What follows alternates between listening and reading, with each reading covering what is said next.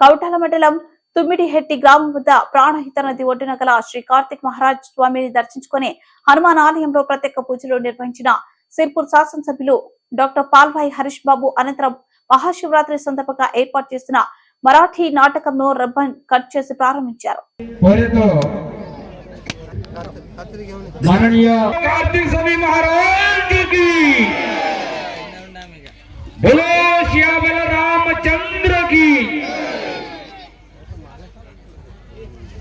तसेच कोंड्याजी येलमले बोलो कार्तिक स्वामी महाराज की पंच पारगाव सुद्धा आपलं स्थान ग्रहण करावं.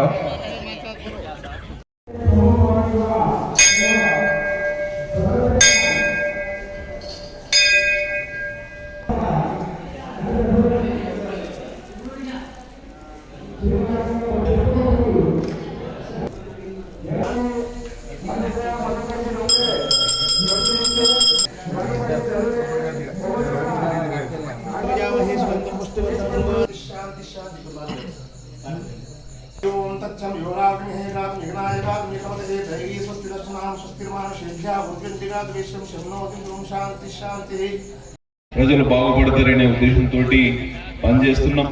గతంలో కాంగ్రెస్ ప్రభుత్వం ఉన్నప్పుడే శంకుస్థాపన జరిగింది. మళ్ళీ వారు ఇటీవల బడ్జెట్ సమావేశాల్లో కూడా ఈ విషయాన్ని తెలియజెప్పడం జరిగింది. తప్పకుండా స్వామి కృప వలన ఆ ప్రాజెక్టు నిర్మాణం కూడా పూర్తి చేసుకుంటే మన ప్రాంతం బాగుపడుతుంది. ఒకటే కాకుండా ఎమ్మెల్యే నిధుల నుంచి ఒక కమ్యూనిటీ హాల్ నిర్మాణం కోసం నేను అడగడం జరిగింది. తప్పకుండా ఈ ప్రాంతం పవిత్ర సంగమ క్షేత్రం ఇది.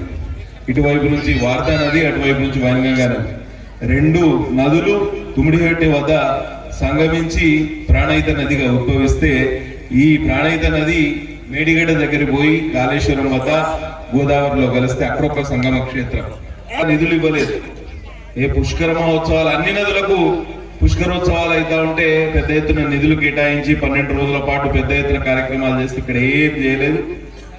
ఎందుకంటే ఏ నదికైనా పెద్ద నదులకు మాత్రమే పుష్కర మహోత్సవాలు చేస్తారు. ఇది ఉపనది అయినా దీనికి పుష్కర హోదా ఎందుకు ఇచ్చారంటే ఇది జీవనది. 365 రోజులు ఈ నదిలో నీళ్లుంటాయి, 24 గంటలు నీళ్లుంటాయి, వారానికి 7 రోజులు నీళ్లుంటాయి. ఎప్పుడు నీళ్లు లేని సమయమే ఉంటుంది కాబట్టి దీనికి పుష్కర హోదా ఇచ్చారు. తప్పకుండా ఈ నీటి వలన, ఈ ప్రాజెక్టు వలన మన ప్రాంతం